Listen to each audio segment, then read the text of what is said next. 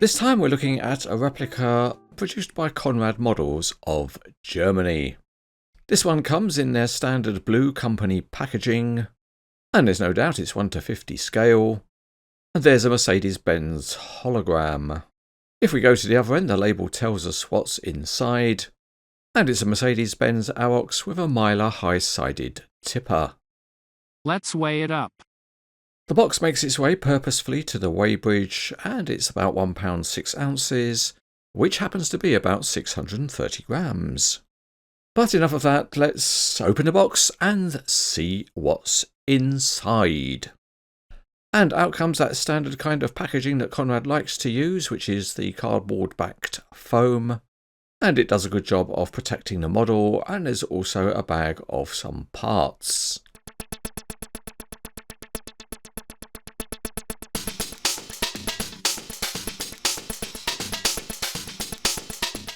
Because it's a Conrad model, we have to attach some of the bits of detail. And we start with the roof area, which has to be separated from its moulding sprues. And that's also true for the door mirrors, which we also have to separate. These are plastic parts, and it's easy enough to do. So let's start by attaching one of the door mirrors. The two ends push into pre-formed holes, and one end is slightly thicker than the other, so it kind of makes you put it in the right way round. These can be quite a tight fit, so you have to push them in quite hard, and you need to do that without actually bending the plastic parts. But the good thing is, once they're in, then they stay in. There's one large mirror on each door, and then there's a small mirror that goes over the side of the passenger door. After that, there's just one roof aerial to fit, and you need to hold it as close as you can to the roof to stop it bending when you push it in the hole. Let's weigh it up again. Let's now drive the model to the weighbridge, and it comes in at about £1 3 ounces, which is 550 grams.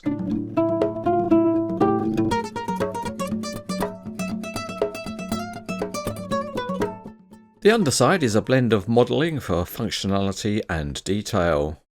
So at the front axles it's purely functionality, but moving to the rear axles you have a drive shaft and some proper detailing, and that's modelled in plastic. The tyres have the same tread pattern. On top of the cab there's some detailing of the cab roof and a nice pair of beacon lights. The visor above the windscreen is in black plastic. The door mirrors are plastic and they have silvered surfaces. And there's some nice modelling of the Arocs grille, including the big Mercedes-Benz logo. There's no license plate because this is a generic model. The cab door's got a nice door handle, type number, and also textured steps leading up.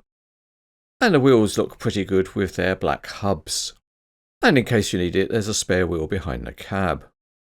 The big Meiller tipper body has a well-modelled structure, and it's a chunky piece of metal. Underneath, various tanks are modelled, and the rear axles also look good. The big tailgate has the Meiller logo on it, and there are painted lights and a towing hitch.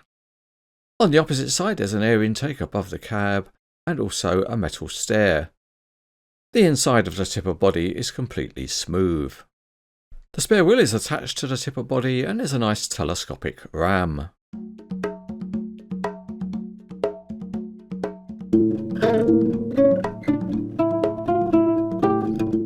We go back underneath, and the rear axles do have some friction so they don't spin entirely freely, and there is some lateral movement to represent suspension.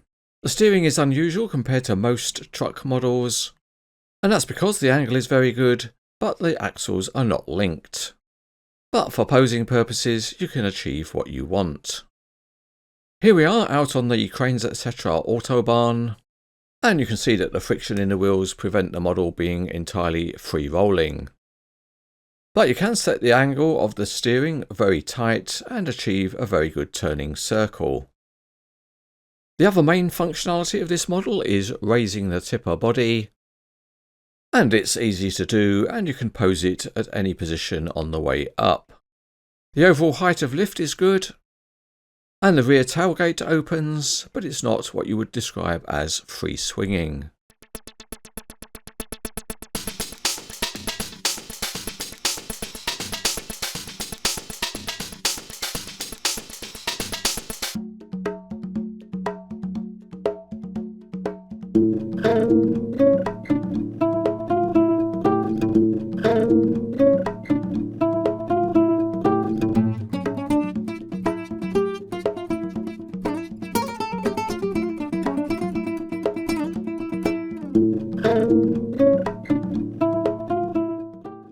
This is a pleasant generic model by Conrad Models. As you would expect from them, it is very robust, and it has the feeling of being built to last. The overall standard of the detailing is at a very good level, and the functionality does mean that you can pose the model in the ways that you might want. It also looks good in this orange colour scheme. In summary, it is rated as very good.